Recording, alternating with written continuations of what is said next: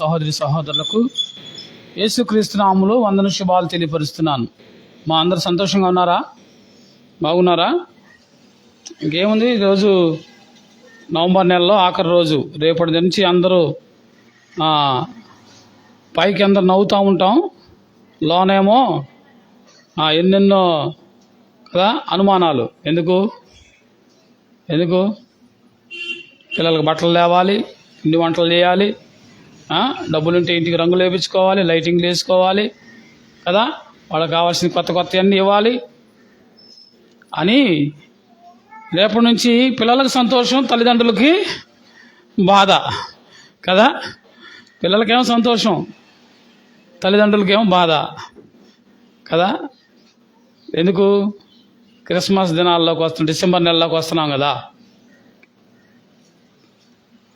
మంచిది. ప్రభువే చెప్పాడు, వాక్యం చెప్తుంది, ఇదిగో ప్రజలందరికీ కలుగువు మహా సంతోషకరమైన శుభవర్తమానం. ఏమన్నాడు? ప్రజలందరికీ కలగబోవు మహా సంతోషకరమైన శుభవర్తమానం. ఏంటి అనంటే, దావీదు పట్టణమందు నేడు రక్షకుడు మీ కొరకు పుట్టినాడు, ఈయనే ప్రభువైన క్రీస్తు కదా. సంతోషించమని ప్రభు ఆయన పుట్టడం అనేది సంతోషం, ప్రజలందరికీ మహా సంతోషమని లూకాసు సువార్తలో 2వ అధ్యాయంలో మనం చూస్తాం. కాబట్టి సంతోషించండి, మళ్ళా చెప్పుతున్నాను, సంతోషించండి అంటున్నాడు. ప్రభు మనల్ని సంతోషించడం కొరకే ఆయన కలుగు చేశాడు, కానీ దుఃఖించడం కొరకు, ఏడవడం కొరకు, లేకపోతే బాధపడమని ఆయన కోరుకోవట్లా. మానవుడి యొక్క అవిధేయతను బట్టి వాడు బాధలు తెచ్చుకున్నాడు, లేకపోతే పాపం తెచ్చుకున్నాడు, కష్టాలు తెచ్చుకున్నాడు, శ్రమలు తెచ్చుకున్నాడు తప్ప, దేవుడైతే నువ్వు ఎప్పుడు సంతోషించాలని, నువ్వు సంతోషంగా ఉండాలని దేవుడి కోరిక. అర్థమైందా? దేవుని కోరిక నువ్వు బాగుండాలని, నువ్వు ఆనందంగా ఉండాలని, నువ్వు సంతోషంగా ఉండాలని, నిన్ను దీవించాలని దేవుని ఉద్దేశం. దేవుడు ఎవరిని శపించడానికి ఆయన ఇష్టం లేదు. ఆయనకి అందరిని దీవించే దేవుడు, ఆయన దీవించడానికే ఉన్నాడు ఆయన కదా. బిలాముకి 2 ఉన్నాయి. ఒకటి, దీవిస్తే, అతడు ఎవరిని దీవిస్తే వాళ్ళు దీవించబడతారు, శపిస్తే శపించబడతారు కదా. కొన్ని సందర్భాల్లో బిలాము దేవుని ప్రజలైన ఇశ్రాయేలుని డబ్బు కొరకు ఆశపడి శపించడానికి వెళ్తే దేవుడు ఏమన్నాడు? వద్దు, వాళ్ళు ఆశీర్వదించబడిన వారు, వాళ్ళను శపించకూడదు అని అన్నాడు. ఈ ఉదయకాల సమయంలో మీరు అందరూ కూడా అలాగే ఆశీర్వాదానికి వారసులు అయ్యారని అనుకుంటున్నాను. కనుక సంతోషానికి వారసులు ఉండాలని దేవుడు మిమ్మల్ని పిలిచాడు. పిలిచిన వాడు నమ్మదగినవాడు. రండి, ఈరోజు ప్రత్యేకమైన వర్తమానాన్ని మీ ముందు ఉంచాలనుకున్న ఒక 5 విషయాలు క్లుప్తంగా, ఒక అరగంటలో ఒక 5 నిమిషాలు మీకు వివరించాలని ఇష్టపడుతున్నాను.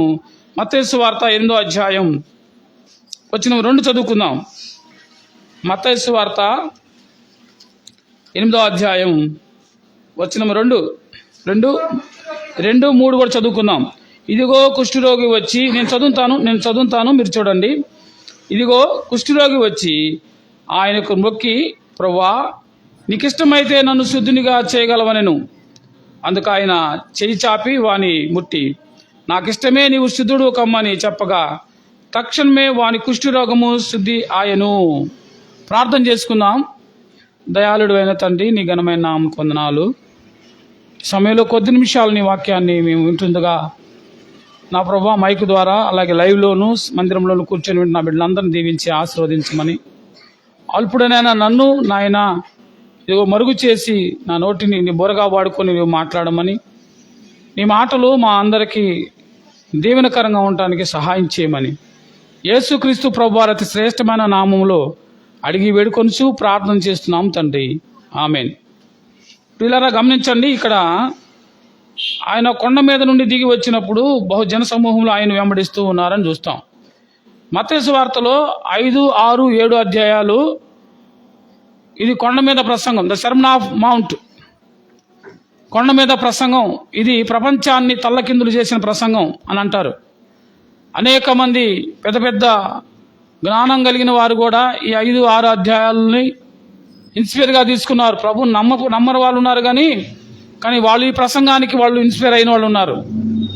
మరి ముఖ్యంగా భారతదేశంలో మహాత్మా అనబడిన గాంధీ కూడా స్వాతంత్ర ఉద్యమంలో పనిచేసిన ఆయన కూడా జైల్లో ఉన్నప్పుడు ఈ కొత్త నిబంధన చదివాడు. ఆయనకి ఈ సెర్మన్ ఆఫ్ మౌంట్ అనే ఈ వాక్యం అనగా కొండ మీద ప్రసంగం మత్తయి సువార్త 5, 6, 7 అధ్యాయాలు, ఈ 3 అధ్యాయాలు కొండ మీద ప్రసంగం. దేవుడు కొండ మీద 3 రోజులు ప్రసంగం చేశాడు. దాని ద్వారా అనేక మంది ఆయన జీవితంలో చాలా మార్చుకున్నాడు. సాత్వికాన్ని నేర్చుకున్నాడు. కుడి చెంప మీద కొడితే ఎడం చెంప చూపించమని చెప్పింది యేసుప్రభు అయితే చివరికి భారతదేశంలో చాలామంది ఏమంటారంటే గాంధీ గారు చెప్పాడు కుడి చెంప కొడితే ఎడం చెంప చూపించండి అనే కాడకు వచ్చింది. అంటే ఆయన అంతగా దానిని ఓన్ చేసుకున్నాడు. అర్థమైందా? మంచిదే, అలా చెప్పగలిగాడు అని అంటే అంతగా ఆయన పాటించి చెప్పాడు అని అర్థం. ఈరోజు క్రైస్తవులైన మనం ఏదైనా మరి క్రీస్తు బిడ్డలుగా మనం కేవలం వాక్యాన్ని తగినట్టుంటే మనల్ని కూడా అంటారు ఆయన ఇక క్రైస్తవులు అని అంటున్నారా? అనలేకపోతున్నారంటే కదా. యేసుప్రభు చెప్పాడు కుడి చెంప మీద కొట్టే ఎడం చెంప చూపించమన్న మాట గాంధీ గారు చెప్పారని భారతదేశంలో చాలామంది అంటున్నారంటే అర్థమైందంటే వాళ్ళకి బైబిల్ తెలియదు కాబట్టి వాళ్ళు అంటున్నారు. మరి అదే ప్రభావం నీలోంచి ఎందుకు రావడం లేదు? ఒక క్రైస్తవురాలుగా దేవుని మమ్మిన బిడ్డగా నేను క్రైస్తవురాలు అని అంటున్నారా అందరూ? నువ్వు క్రిస్టియన్ అంటున్నారా? నువ్వు దేవుని బిడ్డ అన్నారా? నువ్వు విశ్వాసి అంటున్నారా? మనల్ని ఎందుకు అంటలేదంటే మనలో అవి లేవు. మనలో ఆ ప్రత్యేకత ఉంటే వాళ్ళు మన మాటలో, మన క్రియల్లో, మన పద్ధతిలో, మన వస్త్రాధరణలో, మనం చేసే పనుల్లో అన్నిట్లో యేసు ప్రభు ఎలా ఉన్నాడో అలా మనం ఉంటే వాళ్ళు అంటారు. క్రైస్తవులు అనే మాట ఎలా వచ్చిందంటే అంత్యోకలో మొట్టమొదట శిష్యులు క్రైస్తవులు అనబడ్రి. అంటే దేవుని శిష్యులు దేవునిలాగా పోలి వాళ్ళు అలాగే వాళ్ళు ఉంటున్నారు. ఆయన చేసిన పనులే చేస్తున్నారు, ఆయన లాగే ఉంటున్నారు. కాబట్టి ఆయన శిష్యులు ఏమన్నారంటే క్రైస్తవులు అంటే క్రీస్తుని అనుసరించేవారు, క్రీస్తుని పోలి నడుచుకునేవారు, క్రీస్తు బిడ్డలని అర్థం. వాళ్ళని క్రైస్తవులు అని అన్నారు. మరి నిన్ను నన్ను ఏమన్నాలా? మనం చెప్పుకోవాలా? మనం చెప్పుకోకూడదు. మన గురించి ఏం చేయాలా? ఇతరులు చెప్పగలగాలి. మన గురించి ఇతరులు చెప్తే అది కరెక్ట్ అయింది, కానీ మనల గురించి మనం చేస్తే ప్రయోజనం లేదు కదా. ఆ సంగతి తెలియదేమో, నేను ఎవరు అనుకుంటున్నావు, నేను అది ఇది అని చెప్పి మన గురించి మనం చెప్పుకోవటం అది డాబ్ అవుతుంది. ఇతరులు చెప్పేదే సరైంది కదా. రండి, ఈరోజు వాక్యంలో ఏంటంటే అందుకే ప్రభు ఈరోజు ఒక 5 విషయాలు నేర్పిపోతున్నాడు. 1 వెళ్ళాలి, 2 మొక్కాలి, 3 నేర్చుకోవాలి, 4 ఇవ్వాలి, 5 పొందుకోవాలి. చెప్పండి. 1 ఏంది? వెళ్ళాలి, 2 మొక్కాలి, 3 నేర్చుకోవాలి, 4 ఇవ్వాలి, 5 ఏమండి పొందుకోవాలి. ప్రతి విశ్వాసి జీవితంలో ఇవి జరగాలి. ఈ 5 మనం ఎక్కడ లోపం ఉందో సరి చేసుకోవడానికి ప్రభు ఈ యొక్క ఉదయకాలం వాక్యం ద్వారా మనతో మాట్లాడుతున్నాడు. ఇక్కడ ఆయన కొండ మీద ప్రసంగం అయిపోయిన తర్వాత 8వ అధ్యాయంకి వచ్చేలేకే దిగొస్తున్నాడు. అయిపోయి 3 రోజులు అయిపోయి దిగొస్తున్నాడు. ఆ దిగొస్తున్న సందర్భంలో 8వ అధ్యాయంలోకి ఎంటర్ అవుతాడు. ఆ 8వ అధ్యాయంలో ఆయన కొండ మీద దిగొచ్చినప్పుడు బహుజన సమూహంలో ఆయన వెంబడించారు. అయితే ఒక కుష్ఠరోగి ఆయన దగ్గరకు వచ్చి ఏం చేస్తున్నాడంటే మొక్కి, ప్రభువా నీకు ఇష్టమైతే నన్ను శుద్ధినిగా. ఏం చేశాడు అతను ప్రభు దగ్గరికి వచ్చాడు, వెళ్ళాడా లేదా? దేవుని యొక్క కార్యాలు కావాలి అని అంటే దేవుని దగ్గరికి వెళ్ళాలా? దేవుడు మన దగ్గర రావాలా? నువ్వు బాగోవాలంటే డాక్టర్ దగ్గరికి నువ్వు వెళ్ళాలా? డాక్టర్ దగ్గర రావాలా? హాస్పిటల్కి వెళ్ళాలా లేదా? వెళ్ళాలి. వెళ్ళడంలో ద్వారా మొదట నీవు చేసే పని నువ్వు చేసిన వాడవు, చేసిన దానవు అవుతావు. మొదట దేవుడు నువ్వు మొదటి అడుగు నువ్వు వేస్తే దేవుడు 99 అడుగులు నీతో వేస్తాడు. అర్థమైందా? దేవుని విషయంలో మొదటి అడుగు ఒక్క అడుగే నువ్వు వేసేది, కానీ నీతో ఆయన ఎన్ని అడుగులు వేస్తాడు? 99 అడుగులు వేస్తాడు. ఆ ఒక్క అడుగు మనం వేయకే ఆ 99 అడుగులు దేవుడు మనతో వేయలేకపోతున్నాడు. అర్థమైందా? మన హృదయం తెరిచి ప్రభువుని ఆహ్వానిస్తే ఆయన ఏం చేస్తాడు? నువ్వు బ్రతికినంత కాలం, నువ్వు ఆయన నమ్మినంత కాలం, నువ్వు ఆయన బిడ్డగా ఉన్నంత కాలం ఆయన హృదయంలో ఉంటాడు. నువ్వు ఒక్కసారి హృదయాన్ని తెరిచేది కదా, ఆయన ఎల్లకాలం నీ హృదయంలో ఉంటాడు. కానీ తెరవాల్సింది నువ్వే, అంగీకరించాల్సింది నువ్వే. వెళ్ళాల్సింది నువ్వే. వెలుట వల్ల ఏమైంది? ప్రయోజనం ప్రయోజనం ప్రయోజనం. మత్తయి సువార్త 2వ అధ్యాయంలో 1వ వచనం 2వ వచనం చూద్దాం. మత్తయి సువార్త 2వ అధ్యాయం, మత్తయి సువార్త 1వ అధ్యాయం 2వ అధ్యాయం 1-2 వచనాలు చదువుతున్నాను. దయచేసి అందరూ బైబిల్ తెరిచి చూడండి. చదవగలిగి చదవండి. రాజైన హేరోదు దినములందు యూదయ దేశపు బెత్లెహేములో యేసు పుట్టిన పిమ్మట, ఇదిగో తూర్పు దేశపు జ్ఞానులు యెరూషలేమునకు వచ్చి, యూదుల రాజుగా పుట్టినవాడు ఎక్కడున్నాడు? తూర్పు దిక్కున మేము ఆయన నక్షత్రం చూచి ఆయన్ని పూజింప వచ్చినమని చెప్పారు. వచ్చారా లేదా? వచ్చారా లేదా? శిష్యులు వచ్చారు. శిష్యులా? ఎవరిళ్ళు? క్షమించండి, జ్ఞానులు వచ్చారు. ఎక్కడి నుండి వచ్చారు అని చూస్తే తూర్పు దేశం నుండి వచ్చారు. తూర్పు దేశం నుండి వచ్చారు. తూర్పు దేశం అంటే ఎక్కడుంది? 4 దిక్కులు ఉంటాయి కదా. 4 దిక్కులు ఉంటాయి కదా. తూర్పు, దక్షిణం, పరమడం, ఉత్తరం. ఈ తూర్పు దేశం దేన్నంటే కొలమానం ఏదంటే భూమి యొక్క నాభి ఎక్కడ ప్రారంభమైంది? భూమి మధ్య భాగం అండి. యెరూషలేము భూమి నాభిలో ఉంది. భూమికి మధ్య భాగంలో ఉంది యెరూషలేం.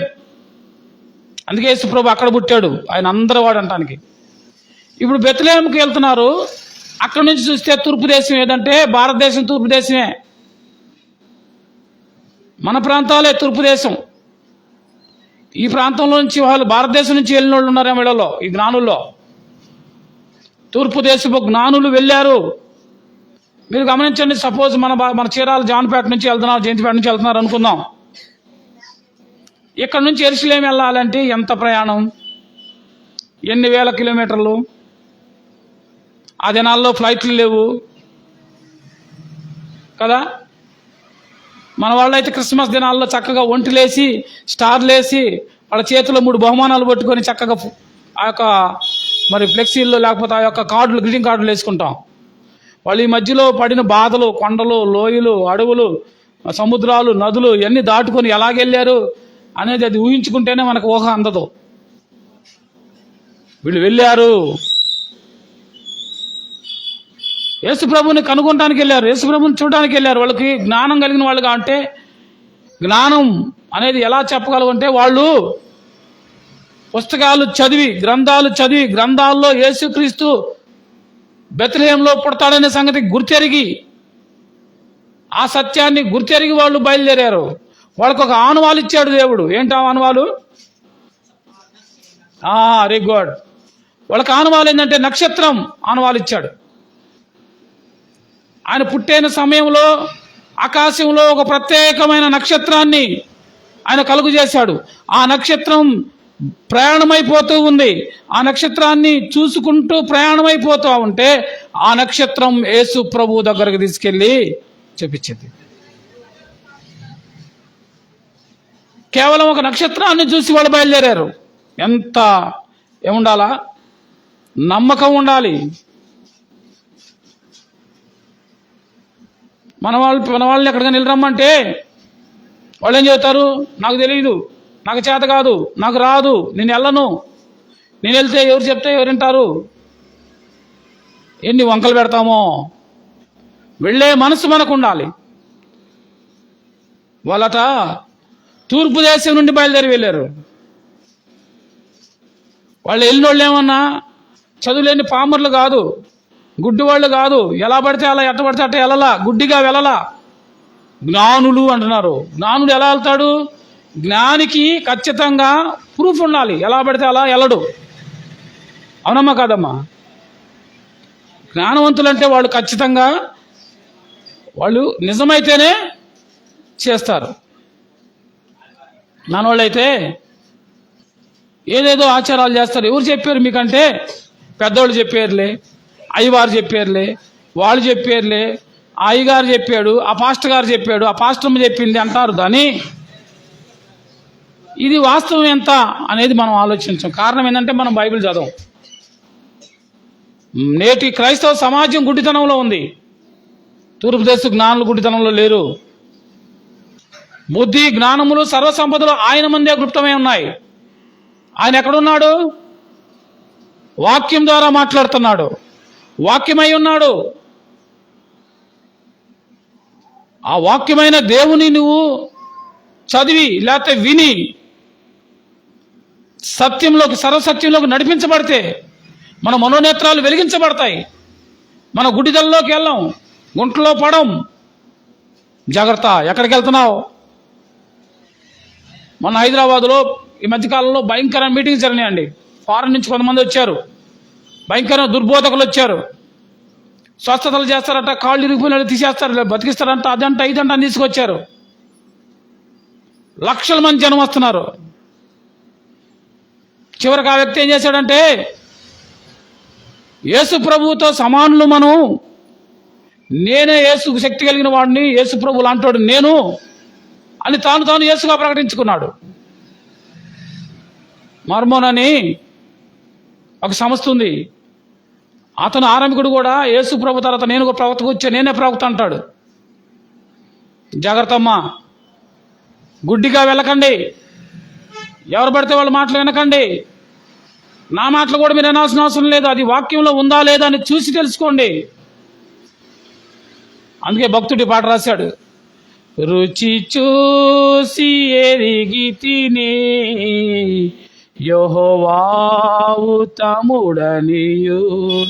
రుచి చూసి ఎరగాల, చెబితే ఇని చెప్పాలా.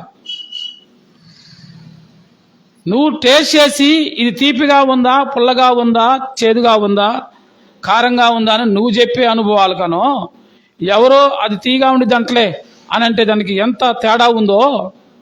యేసు ప్రభువుని నువ్వు రుచి చూసి ఎరిగితే ఆ అనుభవాలతో మాట్లాడతావు, ఆ అనుభవాలతో ఉంటావు. ఆ అనుభవం నీకు తెలుసు కాబట్టి ఆయన రుచి చూసి ఎరగాలి. యేసు ప్రభు అని నీ నోటితో ఒప్పుకోవాలంటే నువ్వేం చేయాలా? నువ్వు వాక్యాన్ని ప్రామాణికంగా తీసుకోవాలి. ఎవరో మాటలు వినొద్దు. టీవీలు భయంకరంగా మోసం చేస్తున్నాయి. టీవీ పెట్టి వాక్యం విందామని చూస్తే 100 వాక్యాల్లో 99 వాక్యాలు తప్పుడు బోధలే వస్తున్నాయి. మీరు నమ్మండి, నమ్ముకోండి. మనకున్న 4 ఛానల్లో కూడా 99 వాక్యాలు తప్పుడు బోధలే వస్తున్నాయి. స్వస్థతలు ఈ మధ్య స్వస్థతలనే ఈ మనుషుల్ని సైతాను స్వస్థతలనే దాంట్లో పడేసి భయంకరమైన క్రైస్తవ్యాన్ని నాశనం చేస్తుంది. మనుషులకి క్రీస్తును దూరం చేస్తుంది. మనుషులు స్వస్థతల కాడే కొట్టుకు చేస్తున్నారు. ఆలోచన చేశారా? యేసు ప్రభువుని కేవలం పారాసిటమాల్ వేసుకుంటే పోయే రోగానికి సంబంధించి యేసు ప్రభు శక్తిని దాంట్లో దాచిపెడుతున్నాం. ఎంత బాధాకరం అండి. దగ్గు వస్తే, తుమ్ము వస్తే, జలుబు వస్తే, జ్వరం వస్తే ఈ రావా? రాను మనుషులు ఉంటారా? పోను మనుషులు ఉంటారా? సహజంగా ఈ లోకంలో సహజంగా వచ్చే పనులు ఇవన్నీ, సహజంగా జరిగాయి ఇవన్నీ. దీనిని యేసు ప్రభుతో ముడిపెడతాం. ఎంత బాధాకరం అండి. ప్రార్థన చేసుకోవద్దు జ్వరం వస్తే అని నేను అంటల్లా, కానీ దానికోసమే యేసు ప్రభు అనే మాట ఆలోచన తప్పు అంటున్నాను నేను. బైబిల్ చెప్తుంది యేసు ప్రభు శక్తిమంతుడైన దేవుడు, ఎవరు చేయలేనిది నీ కోసం చేశాడు. ఈ సంగతి గుర్తు ఎరగాలి. అందుకు రావాలి యేసు ప్రభు దగ్గరికి. ఈ జ్ఞానులు ఎందుకు వచ్చారో తెలుసా? ఆయన్ని ఆరాధించడానికి, ఆయన మొక్కడానికి వచ్చారు కదా. జ్ఞానులు వచ్చారు, ఇంకొకరు కూడా వచ్చారు. క్రిస్మస్ దినాల్లో ఉన్నారు కదా, ఈ ఆనందాన్ని ఎందుకు చెడగొట్టాలి అని నేను కూడా ఆ కొన్ని వాక్యాలు దానిలో నుంచే మీకు చెప్తాను. తమ యొద్ద నుండి పరలోకంలోకి వెళ్ళిన తరువాత ఆ గొర్రెల కాపుర్లో జరిగిన ఈ కార్యములను ప్రభు మనకు తెలియజేయించినున్నాడు. మనం బెత్లెహేమునకు వెళ్ళి చూతము రండని ఒకరితో ఒకడు చెప్పుకొనిరి.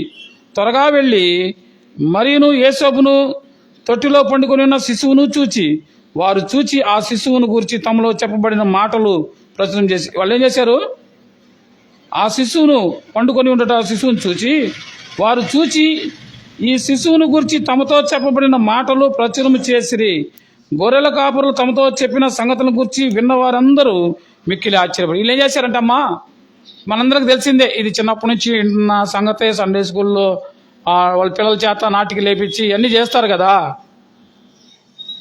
గొర్రెల కాపర్లు చలిలో గొర్రెలు కాసుకుంటా ఉన్న టైంలో దేవదూత వచ్చి చెప్పింది, మీ కొరకు రక్షకుడు పుట్టాడు బెత్లెహేంలో అన్నప్పుడు ఈ గొర్రెల కాపురు మొదట భయపడ్డారు. తర్వాత విని నమ్మి ఆయన చూడ్డానికి వెళ్ళారు. ఏదైతే వాళ్ళు దేవదూత ద్వారా చెప్పబడ్డాదో ఆ మాటలన్నీ ఇక్కడ జరుగుతూ ఉన్నాయి. వాళ్ళు వెళ్ళారు.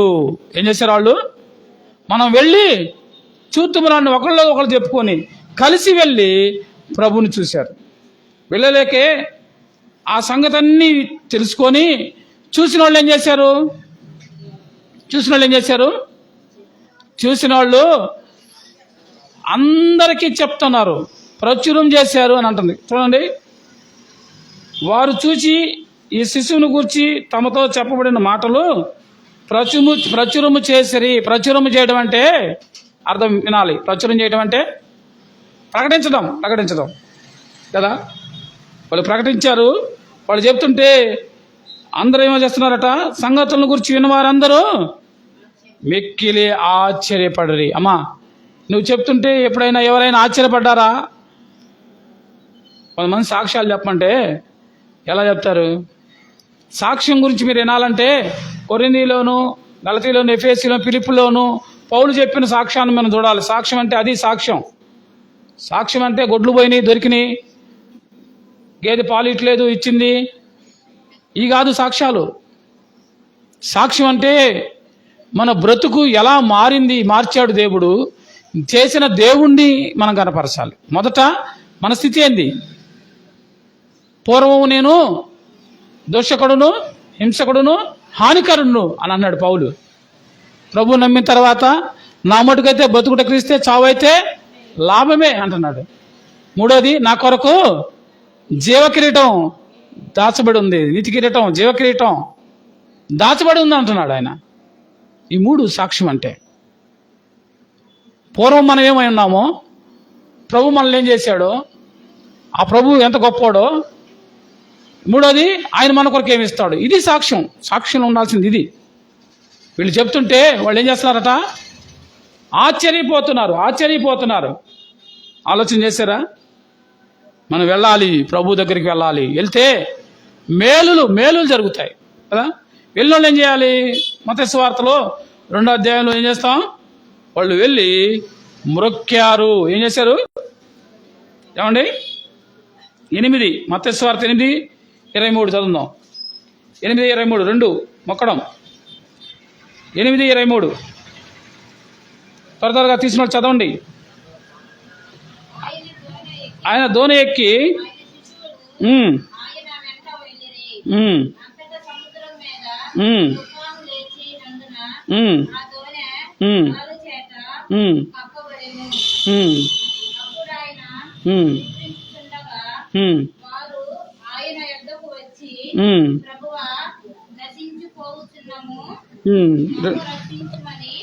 చాలండి. 2వ వచనంలోనే మాట ఉంది. 8వ అధ్యాయం 2వ వచనంలో, ఇదిగో కుష్ఠరోగి వచ్చి ఆయనకి ఏం చేశాడు? మ్రొక్కి అనే మాట ఉందా లేదా? మొక్కాడా? రావడంతో ఆంతునే ఏం కావాలో అడిగాడా? చెప్పండి. మొదటగా వెళ్ళాడు, రెండోది ఏం చేశాడు? ఆయన్ని మ్రొక్కాడు. అంటే ఆయనే దేవుడు, వేరొక దేవుడు లేడు అనే సత్యాన్ని ఒప్పుకొని ఆయన గొప్పతనం ముందు, ఆయన ముందు సాగిలపడి మొక్కాడు. మొక్కాలి. ప్రభువుకు మనం ఏం చేయాలి? మొక్కాలి. సాష్టాంగ నమస్కారం పడతా ఉంటారు, సన్నీటి స్నానాలు చేస్తూ ఉంటారు, గుడి చుట్టూ ప్రతిష్టలు చేస్తూ ఉంటారు, ఏదేదో చేస్తూ ఉంటారు. పాపం వాళ్ళని చూస్తే చాలా సంతోషం, బాధేసింది. వాళ్ళు తెలియబడిన దేవుడి కొరకు అన్ని చేస్తుంటే తెలిసిన దేవుడి దగ్గర మనం ఏం చేస్తున్నాం? మనకు ఆయన మొక్కట్లా, ఏదో వస్తున్నాం. మన ఏ కాడకి బెగ్గింగ్, మనం అడుక్కోవడం తప్ప మొక్కేది ఎక్కడ? వచ్చిన కాడ నుంచి అది అడగడం తప్ప నేను అంటలా, అడగాలి. కానీ దానికి ముందేం చేయాలి? ఒక కుష్ఠరోగి మనకు పాఠం నేర్పుతున్నాడు. ఆయన దగ్గరికి రావాలి, వెళ్ళాలి. రెండోది మొక్కాలి. ఏం చేయాలమ్మా? మొక్కాలి. 2వ అధ్యాయం 9వ వచనంలో కిందకు వచ్చి ఉన్న అదే మత్తయి సువార్త 2వ అధ్యాయం 9వ వచనంలో 9, 10, 11 త్వరగా నేను ముగిస్తాను త్వరగా చెప్తే మీరు. వారు రాజు మాట విని ఉమ్, బయలుదేరి పోవుచుండగా ఆ, ఇదిగో తూర్పు దేశమున ఉమ్, వారు చూసిన నక్షత్రము ఆ శిశువు ఉండిన చోటికి మీదుగా వచ్చి ఉమ్, నిలుచు వరకు వారికి ముందుగా నడిచెను. ఉమ్. వారు ఆ నక్షత్రమును చూచి వారు అత్యానంద భరితులై ఉమ్, ఇంటిలోనికి వచ్చి ఉమ్, తల్లియైన మరియను ఉమ్. ఆ శిశువును చూచి సాగిలపడి ఆయనను పూజించి అమ్మా చూడండి జాగ్రత్తగా మీరు. ఇక్కడ చాలా మంది మిస్ అవుతుంది సంగతి ఒకసారి గుర్తు చేస్తాను. అయితే వచ్చిన పదులు వారు ఆ నక్షత్రంను చూచి అత్యానంద భరితులై ఇంట్లోనికి వచ్చి తల్లి అయిన మరియను ఆ శిశువును చూచి సాగిలపడి ఆయనను పూజించి తమ కదా. బంగారము సాంబ్రాణి బోళమును కానుకలుగా ఆయనకు సమర్పించిరి. చాలు, వాళ్ళు వచ్చారు. వాళ్ళు ఏం చేశారు? సాగిలపడి నమస్కారం చేసింది. మీరు గుర్తుంచుకోవాల్సింది ఏంటంటే, ఇదిగో ఇక్కడే చాలామంది ఇంటిలోనికి వచ్చినప్పుడు తల్లి అయిన మరియ ఎవరెవరు ఉన్నారు? తల్లి అయిన మరియ ఆ శిశువును చూశారు, ఇద్దరం చూశారు. ఎందుకంటే బహుశా చిన్నపిల్లవాడు ఉన్నాడు కదా. మనకుంటే చాలామంది అప్పుడు ఆయన నెల పిల్లోడు అప్పుడే పుట్టినట్టు చూపిస్తారు టీవీల్లో ఆటల్లో. కాదమ్మా, చరిత్రలో వీళ్ళు ప్రయాణం చేసింది 2 సంవత్సరాలు. యేసుప్రభు పుట్టిన వెంటనే చొక్క పుట్టింది. వీళ్ళు ఇక్కడ నుంచి బయలుదేరి అక్కడికి వెళ్ళలేక 2 సంవత్సరాలు పట్టింది. అంటే అప్పటికే యేసుప్రభుకి 2 సంవత్సరాల పిల్లోడు. ఆయన పసిపిల్లోడు తొట్టులో పడుకొని ఉన్నాడు అని అంటే కాదు. మామూలుగా 2 సంవత్సరాలు 5 సంవత్సరాల పిల్లలు కూడా కొంతమంది ఉయ్యాల్లో చూపుతుంటారు తల్లులు ఇప్పుడు. మా అదృశ్యాన్ని ఊపింది కదా. కాబట్టి ఆయన దగ్గర ఇక్కడ మా పాయింట్ అది కాదు, కానీ ఆయన దగ్గరకు వచ్చినప్పుడు మరియను చూశారు, యేసుప్రభు శిశువుని చూశారు. కానీ మొక్కింది ఎవరికి? ఏమా చూడండి, అక్కడ బైబిల్ చదవండి అందరు, నా మాట వద్దు. మొక్కింది ఎవరికి? ఆయనను పూజించి ఆయనను పూజించారా, మరియను పూజించారా? వాళ్ళతో మనకు వద్దులే, మనం నేర్చుకుందాం. గమకన పొరపాటు మీరు వెళ్ళి మరియను పూజిస్తారేమో. ఈ మాట నేను 100 సార్లు చెప్పా. అయినా పూజించి వచ్చిన వాళ్ళు వచ్చారు. జాగ్రత్త, ప్రమాదం. తెలిసి చేస్తే ప్రమాదం, తెలియ చెప్పితే ప్రభు క్షమిస్తాడు. అయినా కృపగలవాడు, క్షమిస్తాడు అనుకో, ప్రాబ్లం లేదు. ప్రాబ్లం లేదని మళ్ళీ చేయకూడదు. తెలుసుకున్న తర్వాత ఏం చేయాలా? విడిచిపెట్టాలి. ఆయన మాత్రమే మొక్కాలి, మనం వేరే దాన్ని. ఆయనకు మాత్రమే పూజించాలి, మనం వేరే ఒకరికి పూజించకూడదు. ఆయన గౌరవించాలి, మరియను గౌరవించాలి. ఎందుకంటే ఆమె ఆ లోకరక్షణ గర్భం దాల్చిన తల్లి, కన్న తల్లి కనుక ఆమెను గౌరవిస్తాం. అబ్రహామును గౌరవించినట్లే, మోషేని గౌరవించినట్లే, దావీదును గౌరవించినట్లే మరియను కూడా మనం గౌరవిస్తాం, పౌలుని గౌరవిస్తాం కదా. అందరిని మనం గౌరవిస్తాం. ఆలోచన చేయాలా? అయితే ఇక్కడ పూజించడం మాత్రం వారిని కాదు. ఎవరు పూజించాలని జ్ఞానులు చెప్తున్నారు? యేసు ప్రభు మాత్రమే పూజార్హుడు. అక్కడ మనం చూస్తే 8వ అధ్యాయంలో ఏమన్నాడు? ఆ కుష్ఠరోగి ఆయనకు మొక్కాడు. ఎవరికైనా మొక్కాడా? పేతురుకు మొక్కాడా? యోహానుకు మొక్కాడా? ఎవరికి మొక్కలా? యేసు ప్రభువుకు మొక్కాడు. ఈ జ్ఞానులు ఆయనకేమో పూజించారు. మనం ఎవరిని మొక్కుతున్నాం? డబ్బును మొక్కుతున్నావా? లేకపోతే మనకు ఎవరైనా సహాయం చేస్తారన్న వాళ్ళని? అన్న, తెలంగాణలో నేను జాబ్ చేస్తూ ఉన్నప్పుడు రీజనల్ మేనేజర్గా ఉంటాను కదా.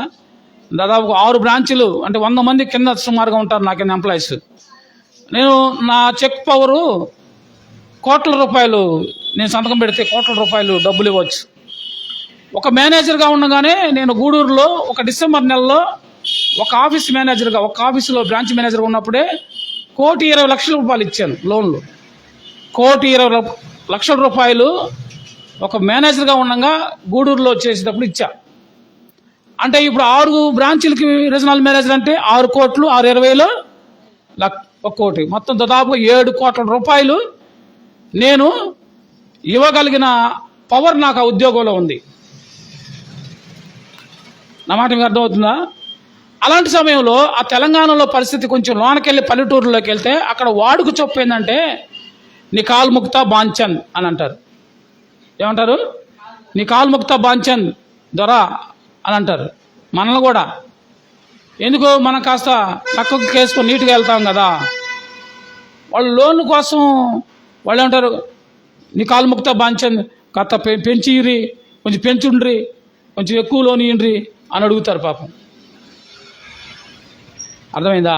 అలా మొక్కకూడదు. ఎవరు పడితే వాళ్ళు కాళ్ళు పట్టకూడదు, ఎవరికి పడితే వాళ్ళకి మొక్కకూడదు. మనం వాళ్ళ యొక్క భాష అది, వాళ్ళ యొక్క సంస్కృతి అది, వాళ్ళకి తెలియని విధానం అది. మన దేవునికి మాత్రమే మొక్కాలి, వేరెవరికి లోకంలో మొక్కకూడదు. ఇది మొదటి ఆజ్ఞ. ఆజ్ఞను మీరకూడదు. ఆజ్ఞ మీరితే అది పాపం. దేవునికి మాత్రమే మొక్కేవారిగా మనం ఉండాలి కదా. మూడో విషయం వచ్చేలేకే, మొదటిదేమో వెళ్ళాలి, రెండోది మొక్కాలి, మూడోది ఏం చేయాలా? అడగాలి లేక నేర్చుకోవాలి. అదే మత్తయి సువార్తలో 9:3 చూద్దాం. నేను త్వరగా చెప్పేసి ముగిస్తానమ్మా. మూడో దానికి వచ్చి నీకు 2 గుర్తు చేసి ప్రార్థన చేస్తాను. 9వ అధ్యాయం 13వ వచనం. 9వ అధ్యాయం చదవండి. నేను పాపులను పిలవచ్చి తిని కానీ నీతిమంతులను పిలవ రాలేదు కనుక కనికరమునే కోరుచున్నాను కానీ బలిని కోరను అను వాక్యభావం ఏమిటో మీరు వెళ్ళి వాక్యాన్ని ఏం చేయాలట? వెళ్ళాలి. మూడోది ఏం చేయండి? నేర్చుకోవాలి. మొదటిదేమో వెళ్ళాలి, రెండోదేమో మొక్కాలి, మూడోది ఏం చేయాలి? నేర్చుకోవాలి. ఈరోజు నేర్చుకోకే ఈరోజు మనలో క్రైస్తవ్యంలోకి ఎందుకు వచ్చినాయి ఇన్ని ఆచారాలు? ఎవరెవరో మాటలు వింటున్నాం కానీ నేర్చుకోవటల్లా. వాక్యం నేర్చుకోక, వాక్యం చదవక, బైబిల్లో అలా ఉందో లేదో తెలియక ప్రజలు ఏం చేస్తున్నారు? ప్రజలు భయంకరమైన ఆచారాలు తీసుకొచ్చి క్రైస్తవంలో పెట్టారు. ఒక అన్యుల్లో కూడా చూడలేదే. వాళ్ళు చేసే హడావుడులు, వాళ్ళు చేసే లైటింగ్లు, వాళ్ళు చేసే స్టార్లు, వాళ్ళు చేసే డెకరేషన్లు, వాళ్ళు వేసే బట్టలు, వాళ్ళు నడిపే బైకులు, వాళ్ళు పెట్టే కళద్దాలు, వాళ్ళు వేసే షూలు, అబ్బో అన్నీ కాదండి. రేపు నుంచి పుడతారు వాళ్ళు. రేపు నుంచే స్టార్ట్ అయింది ఈ యొక్క గ్యాదరింగ్, లేకపోతే ఈ యొక్క షాపింగ్. తప్పేం లేదు, వాళ్ళని చేసుకోనియండి, వాళ్ళు నేనేం అంటల్లా. కానీ మీరేం చేస్తున్నారు? పాపం వాళ్ళు రేపే పుట్టారు కాబట్టి, కొత్తగా పుట్టారు కాబట్టి, వాళ్ళకి అప్పుడే స్టార్ట్ అయింది కాబట్టి వాళ్ళకి కావాల్సింది వాళ్ళు చేసుకుంటున్నారు. మరి సంవత్సరం పొడుగుడుతో వస్తున్నాం, మీరేం చేస్తున్నారు? మనం కూడా చేయొచ్చా వాళ్ళలాగా? ఏమా మనం కూడా వాళ్ళకి మనకి తేడా ఏంది? పాపం వాళ్ళకి తెలియదు. పాపం వాళ్ళు తెలియక చేస్తున్నారు కాబట్టి ప్రభు కూడా క్షమిస్తాడు. తెలిసి చేస్తున్నారు మనం కదా. చేయొచ్చా? చేయకూడదు. నేర్చుకోవాలి. ఏం చేయాలి? మీరు నేర్చుకున్నారా లేదా? బైబిల్ స్టడీలో నేర్పిస్తుంటున్నాయి, శనివారం జ్ఞాపంలో నేర్పిస్తుంటున్నాయి, ఆదివారం నేర్పిస్తుంటున్నాయి, మంగళవారం సోదర నేర్పిస్తున్నాయి, నెల కుడికల్లో నేర్పిస్తున్నాయి. ఇన్ని నేర్పించుకున్నంత ఏమైపోయింది? జ్ఞానం ఎక్కువైపోయి మనం కూడా ఏం చేస్తాం? రేపటి నుంచి వాళ్ళతో చేరతారే. ఈ సంవత్సరం పొడుగు బోసన వాయించి పడేసాడు, కాస్త ఈ నెల అన్నా కొంచెం ఫ్రీ అవుదాం పదంటారు. పప్ప మనసులో దాచిపెట్టుకున్న అన్ని బయటికి తీసి హ్యాపీగా ఎంజాయ్ చేద్దాం పద. మన పిల్లలు వచ్చారు, పెద్ద స్టార్ కడుతున్నారు, రా 500 తీసుకో అని వాళ్ళతో కలిసి అరే భలే వేసారు లైటింగ్, ఫోటోలు దిగుదాం పదండి కదా. మనలో దాగి ఉన్నవాడు ఒక్కసారిగా బయటకు వస్తాడు. జాగ్రత్త. మా పండగ చేసుకోవద్దు, లైటింగ్ చేసుకోవద్దు, బట్టలు కొనుక్కోవద్దు అని బైబిల్ చెప్పట్లా మీకు. నేను చెప్పట్లా, నేను మిమ్మల్ని ఆపట్లా. చేసుకోండి చక్కగా, మీరు మంచి బట్టలు కొనుక్కోండి, చక్కగా సంతోషించండి. ఎందుకంటే బైబిల్ చెప్తుంది, ఇదిగో ప్రజలందరికీ కలగబో మహా సంతోషకరమైన శుభవర్తమానం. ఆయన పుట్టినదానం అనేది శుభవర్తమానం, సంతోషకరమైన వర్తమానం. సంతోషించండి. ప్రభు మళ్ళా చెప్తున్నాడు, సంతోషించండి. అయితే మన సంతోషం వాక్యానుసారమైన సంతోషమై ఉండాలి. అర్థమైందమ్మా? లోకస్తులు సంతోషిస్తే ఏం చేస్తున్నారు? బయట మనం రోజు చూస్తున్నాం కదా. తింటారు, తాగుతారు, గంతులేస్తారు, డప్పులు కొట్టుకుంటారు, ఎంజాయ్ చేస్తారు, లైటింగ్ లేదు, ఆ బాంబులు కాల్చుకుంటారు, రోజు ఏదో ఒకటి జరుగుతూ ఉంటాయి కదా. మధ్యకాలంలో బర్త్డే పార్టీలు 12 అయితే చాలు బాంబులు మోగితే కామన్ అయిపోయింది. ఇప్పుడు ఎవరో పుట్టినరోజు చేసుకుంటున్నారు, రోడ్ల మీదకి వచ్చి రోడ్డుకి అడ్డంగా బండి అడ్డం పెట్టి, బండి మీద కేకు పెట్టి, అర్థం లేకుండా దారిని పోయి వచ్చి వాడు ఎవడో తెలియదు, వాడిని ఆపి ఈ కేకు వాడి ముఖానికి పూసి, వాడేదన్నా మూడులో ఉండి తాగి వస్తుంటే వాడిని దాన్ని వాడి దాన్ని పుట్టినరోజు కాస్త తన్నుకొని స్టేషన్కి వెళ్ళి పోలీస్ స్టేషన్ నిలబడి ఏగా జరుగుతాయి. ఏమండి? అవునంటారా కాదంటారా? వాస్తవాలు కష్టంగానే ఉంటాయి. కాబట్టి మనకు అలా వద్దు. మనం ఏం చేయాలా? నేర్చుకోవాలి. ఎక్కడ నేర్చుకోవాలా? బుద్ధి, జ్ఞానములు, సర్వసంపదలు ఆయన ఎందుకు ఉన్నాయి కనుక మనం ఆయన దగ్గర నేర్చుకుందాం. ఎవరి దగ్గర పడితే వాళ్ళ దగ్గర నేర్చుకోవాల్సిన అవసరం లేదు. మరియ నేర్చుకుంది. మరియా మార్తల ఇంటికి యేసు ప్రభు వచ్చారమ్మా, గుర్తుంచుకోండి. మరియా మార్తల ఇంటికి యేసు ప్రభు వచ్చారు. మార్త ఏం చేస్తుంది?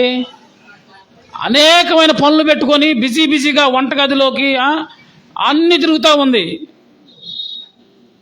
మార్త ఏం చేస్తుంది? ఆయన పాదాల దగ్గర కూర్చొని ఆయన చెప్పే మాటలు మరియా ఆయన పాదాల దగ్గర నేర్చుకుంటుంది. మార్త ఏమో బిజీగా ఉంది. ఇప్పుడు ప్రభు దగ్గరికి వచ్చి పైపించండి, ప్రభా నేను ఒక్కదాన్నే ఇన్ని చేస్తుంటే ఆమె చూడు ఖాళీగా కూర్చుంది, ఆమెను పంపకూడదు అంటుందామా. చూడు అసలు ఆమె ఎట్లా ఉందో. అంటే ఆమె చేసిందే రైట్ అనుకుంటుంది. ప్రభు మనం కూడా ఏమనిపించింది, ప్రభు వస్తున్నాడు కదా, ఆయన శిష్యులు వస్తున్నారు, వాళ్ళందరికీ మంచి భోజనాలు చేసి పెట్టాలి కదా, ఆ పని చేయటం ముఖ్యం కానీ ఖాళీగా పని ఎగ్గొట్టి కూర్చుంటే ఎట్టా అనుకుంటాం కదా మనం కూడా, మనకి ఇదే న్యాయం. కానీ ప్రభు అది కాదంటుంది. ఏమన్నాడు? మార్తా మరియా ఉత్తమైంది ఎన్నుకుంది. నువ్వు విస్తారమైన పనులు పెట్టుకున్నావు కానీ మరి అవసరమైంది ఉత్తమైంది ఎన్నుకుంది. ఏం చేస్తుంది మరియా? ఆయన పాదాల దగ్గర కూర్చొని నేర్చుకుంటుంది. నేర్చుకోవాలి. ఆయన పాదాల దగ్గర మనం ఏం చేయాలమ్మా? నేర్చుకోవాలి. నేర్చుకునేవారుగా ఉండాలి. నేర్చుకుంటే మనల్ని ఎవరు మోసం చేయరు, అవునా కదా? మనం నేర్చుకున్నావు అనుకో, నీకు తెలిసిపోయింది, నిన్ను ఎవరు వచ్చి మోసం చేయరు. నువ్వు నేర్చుకోకపోతే ప్రతి ఒక్కరు మోసం చేస్తారు నిన్ను, అవునా కదా? నీకు తెలియాలి. నీకు తెలియాలంటే దేవుని దగ్గర జ్ఞానం పొందుకో. ఇదిగో వాక్యం చదువు, అవన్నీ నీకు హేళనగా అనిపిస్తాయి. బయట జరిగే పరిస్థితులు మొత్తం నీకు ఎలా ఉంటాయి? నవ్వుటాలుగా ఉంటాయి. రెండోది, ఆ చిన్న ఉద్రేకాలు మనం ఊరికి లోబడం, లోకంలో వచ్చే చిన్న ఉద్రేకాలకు మనం పడిపోం. నేర్చుకోవడం వల్ల వచ్చే ప్రయోజనం కదా. నేర్చుకోవాలి. యేసు పాదాల దగ్గర నేర్చుకోవాలి. వాక్యం ద్వారా నేర్చుకోవాలి. నేర్చుకుంటే మార్చుకుంటాం. అర్థమైందా? నేర్చుకుంటే చెప్పండి, నేర్చుకుంటే మార్చుకోవచ్చు. నేర్చుకోకపోతే మార్చుకోలేము. నేను నేర్చుకోనంత కాలం నేను మార్చుకోవాలా, తెలుసా మీకు? నేను వాక్యం నేర్చుకోనంత కాలం నాకంటే ఆచారాలు చీరాల్లో ఎవరు చేసి ఉండరు, తెలుసా మీకు? చీరాల్లోనే మొట్టమొదటి పెద్ద, అప్పుడు ఫ్లెక్సీలు లేవు, బ్యానర్లు రాసి మా యూత్ ఒక 25-30 మంది ఉంటాం, దానికి యూత్ ప్రెసిడెంట్ నేను. చీరాల్లోనే టాప్ పెద్ద banner happy Christmas new year అని రాసి గడియారం సెంటర్లో కట్టాం, తెలుసా మీకు? వాక్యం తెలియదు కానీ ఇవన్నీ చేసి ప్రజలందరూ మెప్పులు పొందేవాడం. నేనే రాసేవాడిని, నేను ఆర్టిస్ట్ని కాబట్టి. ప్రజల మెప్పుల కొరకు ఏదేదో చేసేవాళ్ళని, ప్రజలు సంతోషపెట్టడానికి ఏం చేసేవాళ్ళం? అర్ధరాత్రి పోయి ఆ యొక్క తోటల్లో పడి ఆ సరుకు చెట్లన్నీ నూక్కొని వచ్చేవాళ్ళం. దొంగతనంగా తీసుకొచ్చి సరుకు చెట్లు తీసుకొచ్చి, వినండి జాగ్రత్తగా, చర్చి ముందు 7 నుంచి 8 వరసన వేసేసి లైటింగ్ వేసి అందరిని మెప్పు పొందేవు. ఏడని తెచ్చారు ఎవరు తెలియదు. దొంగతనం చేసి కృష్ణ చెప్పినాడు దేవుడు. దానికి దేవుడు బుద్ధి చెప్పాడు. దానికి ఒక పశు బలి అయింది. అవన్నీ కట్టేసి లైటింగ్ వేస్తే పాపం ఆవు వచ్చి ఆ లైట్లని ఏం చేసిందంటే నవిలేసింది. పాపం ఆవు చనిపోయింది ఒక సంవత్సరం పండక్కి. ఆవును పట్టుకున్న వాళ్ళు చచ్చిపోతారని తొందరగా చూసి బయటకు వచ్చి ఆపేసి కరెంట్లను ఆపేసేసాం. ఎందుకు చెప్తున్నానంటే ఇవన్నీ నేర్చుకోకపోవటం ద్వారా చేసిన పనులు. నేర్చుకున్న తర్వాత అవన్నీ ఎలా ఉన్నాయంటే ఇప్పుడు నాకు అవన్నీ వెర్రి కార్యాలలాగా ఉన్నాయి. నేను చేసిన పనులన్నీ వెర్రి పనులలాగా ఉన్నాయి, తెలుసా మీకు? క్రిస్మస్ వస్తుందంటే ఇక్కడ బట్టలు సరిపోవు మనకి, తెలుసా మీకు? నాకు ఇక్కడ షూ కొనటం ఇష్టం, చీరాలు అసలు నచ్చవు.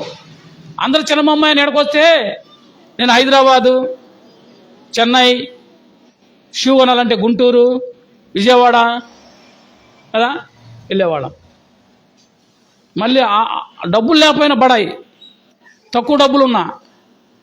ఆ రోజుల్లో నైక్, లిబర్టీ అనే కంపెనీ షూలు ఉండేవి. అవి మామూలు కొనాలంటే 5,000, 3,000 అంత ఉండేవి. నేను 90లో సంగతులు చెప్తున్నానమ్మా. వాటిని ఏం చేస్తారంటే దొంగతనం చేసుకొచ్చి అక్కడ అమ్ముతారు తక్కువ రేటుకి, 1,000 రూపాయలకి, 700, 800కి.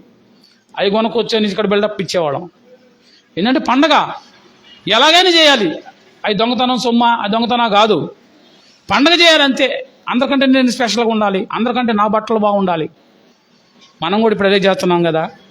అప్పులు చేసి పిల్లలకి కొనిపించటం, అప్పులు చేసి చేయటం కదా. లేదమ్మా, పండగ ఒకసారి వస్తుంది. అప్పు చేయకపోతే ఏమన్నా ఎట్లన్నా? ఎవరు చెప్పారు మీకు?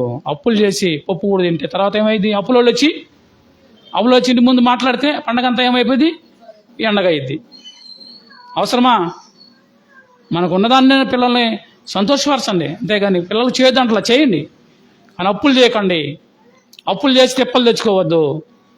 ఏమంటుంది మూడో విషయం? నేర్చుకోకపోవడం ద్వారా వచ్చే తిప్పలు ఇవన్నీ. అందుకు చెప్తున్నాను ఈ మాటలన్నీ. నేర్చుకోకుండా తర్వాత ఇప్పుడు నేర్చుకున్నాను. ఇప్పుడు నాకు తిప్పలు లేవు. ఉన్నదాన్నే తింటాను, ఉన్నదాన్నే కట్టుకుంటాను, ఉన్నదానిలో సంతోషపడతాను. అర్థమైందా? నేర్చుకోవాలి. నాలుగో విషయం వచ్చేలకే చూడండి. నాలుగో విషయం యోహాను సువార్త 12వ అధ్యాయం 1వ వచనం. యోహాను 12:1. యోహాను 12:1 త్వరగా చదవండి. కాబట్టి యేసు తాను మృతుల నుండి లేపిన లాజరును బెతనియాకు పస్కా పండుగకు 6 దినముల ముందుగా వచ్చెను. అక్కడ వారు ఆయనకు విందు చేసిరి, మాట ఉపచారము చేసెను. లాజరు ఆయనలో కూడా భోజనము కూర్చున్న వారిలో ఒకడు. అప్పుడు మరియా మిక్కిలి విలువ గల అచ్చ జటామాంసి అందరూ ఒక సేరున్నర ఎత్తి తీసుకొని యేసు పాదములకు పూసి. చాలు. ఇంకొక వాక్యం కూడా చదువుదాం దాంతో పాటు, దీన్ని కూడా చూద్దాం. మత్తయి సువార్త 2:11. మత్తయి సువార్త 2:11 త్వరగా 2:11 రండి, ముగించుకుందాం, సమయం అయిపోతుంది. ఇంట్లోనికి వచ్చి తల్లి అయిన మరియను ఆ శిశువును చూసి సాగిలపడి ఆయనను పూజించి తమ పెట్టెలు విప్పి బంగారము, సాంబ్రాణి, గోళము కానుకలుగా ఆయనకు సమర్పించారు. చాలండి. ఏం చేశారట? తమ పెట్టెలు విప్పాలా లేదా? పర్సు విప్పాలా లేదా? ఏమ్మా, బిరువా తెరవాలా లేదా? ఇవ్వాలంటే తెరవాల్సిందే. బిరువా తాళాలు వేసుకుని పరుసుకు మేము జిప్పు పెట్టుకొని కూర్చుంటే పరుసు అట్లా నిండుద్ది. బీరువా తెరిస్తే బీరువా నిండుతా వస్తాయి. నువ్వు ఇప్పాలి ముందు. నువ్వు పరుసు తెరిస్తే పరుసులోకి వస్తాయి. మన దగ్గరే ఉండాలి, మనకు మాత్రం రావాలి కదా. ఒకటి ఉండిద్ది సామెత. మీ ఇంటికి వస్తే నాకేమిస్తాం, మా ఇంటికి వస్తే నాకేం చేస్తావు. మిమ్మల్ని అంటలా, నా సంగతి చెప్తున్నాను. 2 లాభం నాకే. మీ ఇంటికి వచ్చినా నాకే ఇవ్వాలి, మా ఇంటికి వచ్చి నాకే తేవాలి కదా. ఇది కాదు, ఇది లోకం తీరు. ఈ చుట్టూ ఉండే సంతోషం. క్రిస్మస్ అంటే అర్థమైంది. క్రిస్మస్ అంటే గివింగ్ కదా, ఇవ్వడం. యేసు ప్రభు ఈ లోకానికి ఎందుకు వచ్చాడు? తన ప్రాణాన్ని ఇవ్వడానికి వచ్చాడు కదా. యేసు ప్రభు ఇవ్వడానికి వచ్చాడు, తన ప్రేమను ఇవ్వడానికి వచ్చాడు. మనకు రావాల్సిన శిక్షణ తీసుకొని మనకు ఆనందం ఇవ్వడానికి వచ్చాడు. మన బాధలు తీసుకొని మనకు సంతోషం ఇవ్వడానికి వచ్చాడు. ఆయన ఇవ్వడానికి వచ్చాడు. క్రిస్మస్ అంటే ఇచ్చే పండుగ, తీసుకునే పండుగ కాదు. క్రిస్మస్ అంటే ఇచ్చే పండుగ. అందుకే క్రిస్మస్లో చాలామంది ఏం చేస్తారంటే అప్పుడే బయలుదేరతారు, మిగతా టైంలో బయలుదేరరు వాళ్ళు. సంవత్సరం అంతా పిల్లి కూడా భిక్షం పెట్టరు. క్రిస్మస్ వచ్చేలేకే చీరలు పంచడం, దుప్పట్లు పంచడం కదా, భోజనాలు పంచడం, భోజనాలు ప్యాకెట్లు పంచడం. అప్పుడు గుర్తొస్తారు పాపం ఆ ప్లాట్ఫామ్ మీద ఉన్నవాళ్ళు. ఇది ముస్లిం ఆచారం. ముస్లింకి ఖురాన్ ప్రకారం వాళ్ళు ఏం చేస్తారంటే సంవత్సరం మొత్తంలో కొంత డబ్బు తీసి రంజాన్ మాసంలో అడుక్కునే వాళ్ళకి, పేదలకు సహాయం చేస్తారు. అది వాళ్ళకి అల్లా చెప్పారు, వాళ్ళు చేస్తారు. మన యేసుప్రభు అలా చెప్పలా. మనం ఏం చేయాలా? మనం పేదలను ఎప్పుడూ కనికరించాలి. పండగలకు కాదు, ఎప్పుడూ కనికరించాలి. ఎప్పుడు మనకు సహాయం చేయగలిగినంత వరకు, మనం చచ్చేంత వరకు ఏం చేయాలా? మన దగ్గర ఉన్నదాన్ని, మన శక్తి మించకుండా ఉన్నదాన్ని, మన దగ్గర ఉన్నదాన్ని ఏం చేయాలి? ఇతరులకు సహాయం చేయాలి, ప్రేమించాలి, ఆదరించాలి కదా, పేదలను కనికరించాలి. మత్తయి సువార్త 10:8 ఏమన్నాడు? ఇదే రాజశేఖర రెడ్డి గారు 108 పెట్టాడు. 108 అంటే అర్థం ఏంటంటే మత్తయి సువార్త 10వ అధ్యాయంలో వచ్చిన 108 కదా. ఏముంటుంది అక్కడ? ఉచితంగా పొందితే కనుక ఉచితంగా ఇవ్వండి కదా. రండి ఒకసారి ఆ మాటకు మీరు చూసి సంతోషపడతారు. మీకోసం తీస్తున్నాను. 10:8 రోగులను స్వస్థపరచుడి, చనిపోయిన వారిని లేపుడి, కుష్ఠ రోగులను శుద్ధులుగా చేయడి, దయ్యములను వెళ్ళగొట్టుడి, ఉచితంగా పొందితిరి ఉచితంగా. ఏమ్మా ఇప్పుడు ఏం చేయమన్నాడు? అందులో నుంచి వచ్చింది 108 ఆరోగ్యశ్రీ. ఉచితంగా పొందితిరి కనుక ఉచితంగా ఈయనని, ఉచితంగా ఆరోగ్యం ఇవ్వాలని ఆయన వాక్యానుసారంగా చెప్పాడు. ఈ వాక్యాన్ని చెప్పాడు, దానికి ఆ నెంబర్ కూడా అదే పెట్టాడు. మనం ఏం చేయాలా? ఇచ్చే మనసు ఉండాలి, ఇచ్చే మనసు ఉండాలి. దేవుని దగ్గరకు వచ్చి వాళ్ళు ఏం చేశారు? వాళ్ళు పెట్టెలు విప్పి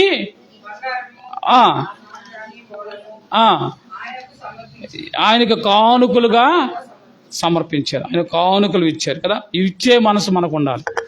ఇచ్చి పొందుకోవాలి కదా. ఏం చేయాలి? ఇచ్చి పొందుకోవాలి. యోహాను సువార్త ఇందా చదివాం 12వ అధ్యాయం 1-3 వచనాల్లో మరియ మార్త ఇంటికి యేసు ప్రభు వచ్చాడు. విందు జరుగుతుంది. మరి ఏం చేస్తుందో తెలుసా? మిక్కిలి విలువ గల అత్తరుబుడ్డి తీసుకొచ్చింది. అది పగలగొట్టి ఆయన పాదాలకు పూస్తూ ఉంది. మిక్కిలి విలువ కలిగింది. యేసు ప్రభు పాదాలకు పూయడానికి మిక్కిలి విలువైన అత్తరు తీసుకొచ్చి ఆమెకు ఇచ్చింది. ప్రభు కొరకు ఖర్చు చేసింది. అర్థమైందా? ఇందా చదువుకున్నాం కదా మత్తయి సువార్త 8వ అధ్యాయం 2వ వచనంలో ఆ కుష్ఠరోగి ఏం చేశాడంటే చూడండి, 8వ అధ్యాయంలో కింద 4వ వచనం. యేసు వారితోనూ ఏమీ చెప్పక ఏమి కానీ నీ వెళ్ళి వారికి సాక్ష్యార్థమై నీ దేహమును యాజకుని కనబరచమని మోషే నియమించిన కానుక సమర్పించుకోమని వారితో ఏం చేయాలా?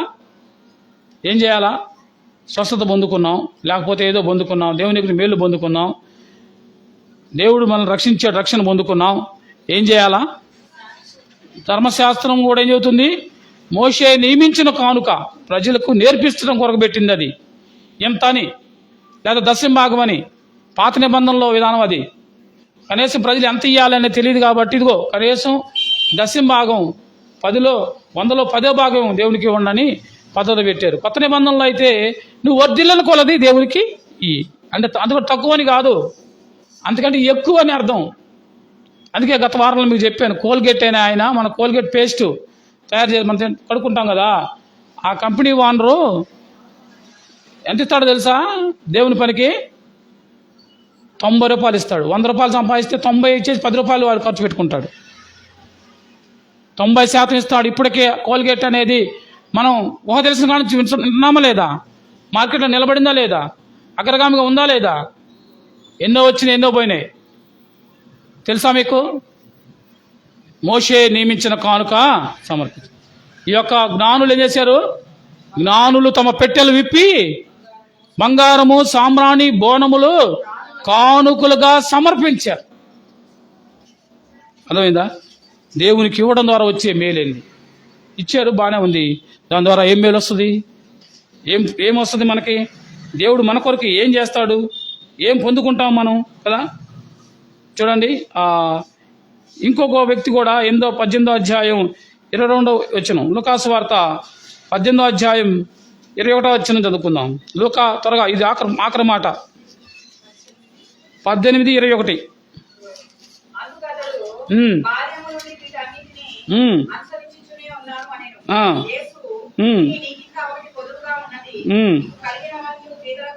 నీవు కలిగినవన్నీ అమ్మి బీదలకిమ్ము.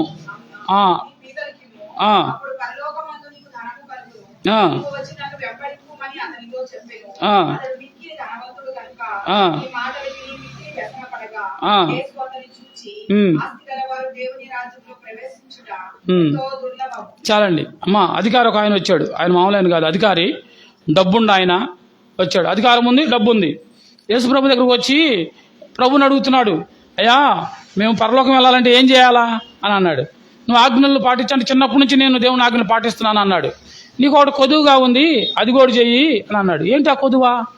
నువ్వు చాలా ఆస్తిపరుడు కాబట్టి అమ్మి బీదలకు ఇచ్చేసేయి. అమ్మి బీదలకు ఇస్తే ఏమొచ్చింది?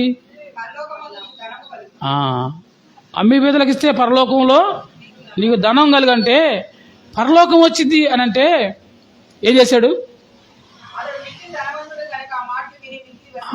అతను వ్యసనపడి ఏంది నా డబ్బు ఇవ్వాలా, నేను ఎంతపడి కష్టపడి రాళ్ళు కొట్టి రూపాయి నోరు దాచుకొని నోరు కట్టేసుకొని కూలికి దాగుదామన్న తాకితే ఖర్చు అయిద్దని దాచుకుంటే మంచిలు తాగి కదా, అందరూ పట్టు చీరలు కట్టుకుంటే నేను 600 ఏదో సాముద్రిక పట్టు ఏదో అది కొనుక్కొని పట్టు చీరలాగా ఫీల్ అయ్యి దాచుకుంటే ఇప్పుడు ఏం తీసింది నీవు అలా అనుకున్నాడా లేదా?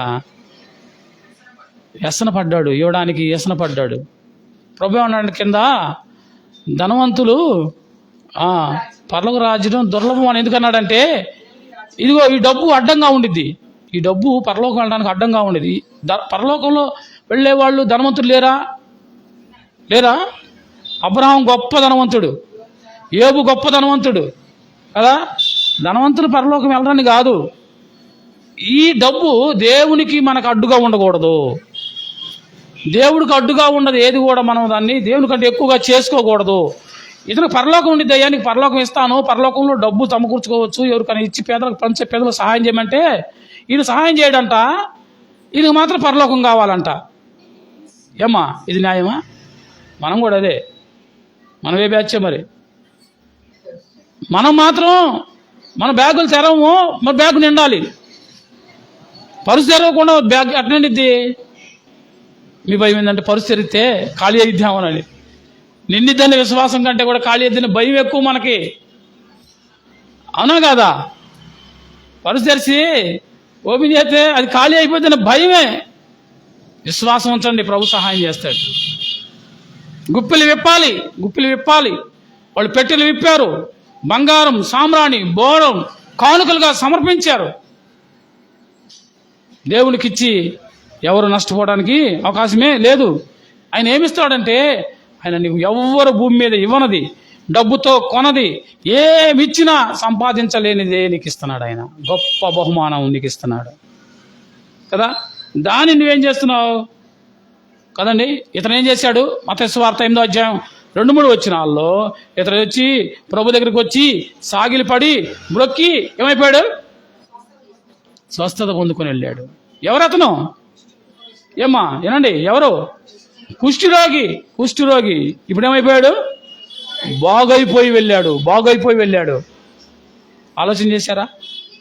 మొదట దేవునికి మనం ఇవ్వాలి, మొదట దేవుని దగ్గర రావాలి. 1 చెప్పండి, 2 మ్రొక్కాలి, 3 నేర్చుకోవాలి, 4 ఇవ్వాలి, 5 పొందుకోవాలి. ముగింపులో ఎట్లా వెళ్తున్నావు? బ్యాగులో ఉండే యాప్లికాయలు ఎత్తున్నావు, దేవుని దగ్గరికి వస్తా వెళ్తా ఏం చేస్తున్నావు? గోతం నిండి వేసుకుని వెళ్తున్నావు. అర్థమైందా? దేవుని దగ్గరకు వచ్చి నష్టపోయిన వాళ్ళు ఎవరు ఉండరు. మన దేవుడు అన్యాయస్తుడు కాదు. ఆయన నీ దగ్గర ఇవ్వాలని అడుగుతుంది దేని కొరకంటే నీ మనసు ఆయన చూడడానికి. నువ్వు కూడా ఇచ్చే మనసు ఆయనలాగా ఆయన ఎలాగైతే ఇస్తాడో అలాంటి మనసు నీకు కూడా ఉండాలని ఆయన కోరుకుంటున్నాడు. తప్ప కదా?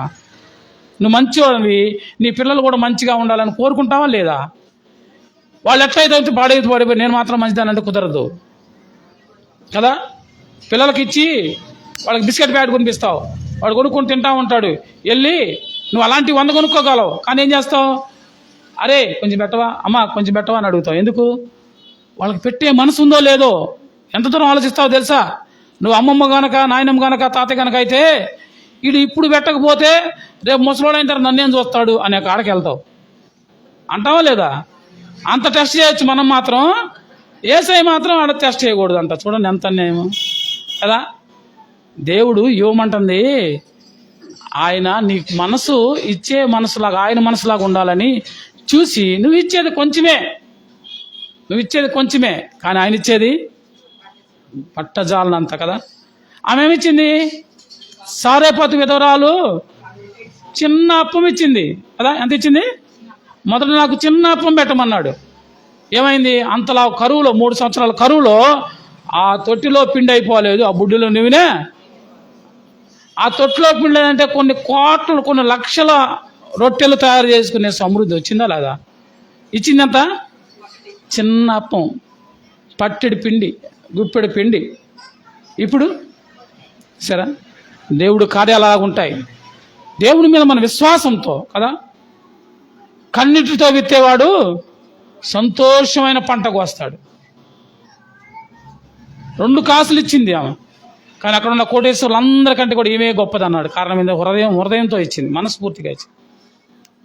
పొందుకుంది కదా. అనేకమైన వాళ్ళు పొందుకున్నారు కదా. లూకాసు, నేను 2 మాటలు చదివించి ప్రార్థన చేస్తాను. లూకాసు వార్త 19వ అధ్యాయంలోనే 9వ వచనం కూడా చదువుకున్నాను. ఒక ఆయన ఉన్నాడు అక్కడ 9వ వచనంలో, 9లో ఇతడును అబ్రహాము కుమారుడు, ఎందుకనగా నేడు ఇంటికి రక్షణ. ఎవరంటే ఈయన జక్కయ్యమ్మ. సమయం లేదు కాబట్టి మీకు అందరికి తెలిసిన స్టోరీ జక్కయ్య గురించి. ఈ జక్కయ్య ఎవరంటే వడ్డీ వ్యాపారం చేసేవాడు. వడ్డీలకి ఇచ్చి జనానికి పీడిచ్చేవాడు. 10 రూపాయల వడ్డీలు, వారానికి వడ్డీలు, నెల వడ్డీలు ఇచ్చి జనాన్ని పీడిచ్చేవాడు. ఆ రోజుల్లో ట్యాక్స్ మరి ప్రభుత్వం వేసిన వడ్డీలు కూడా వసూలు చేసేవాడు. ఇలాగా ప్రజల్ని పీడించుకు తినేవాడు. ఇప్పుడు ఏమైపోయాడంటే యేసు ప్రభువుని చూసి నమ్ముకొని ఇంటికి తీసుకెళ్ళి మొత్తం ఏం చేశాడు, తన ఆస్తి మొత్తాన్ని ఏం చేశాడు, పంచిపెట్టేశాడు.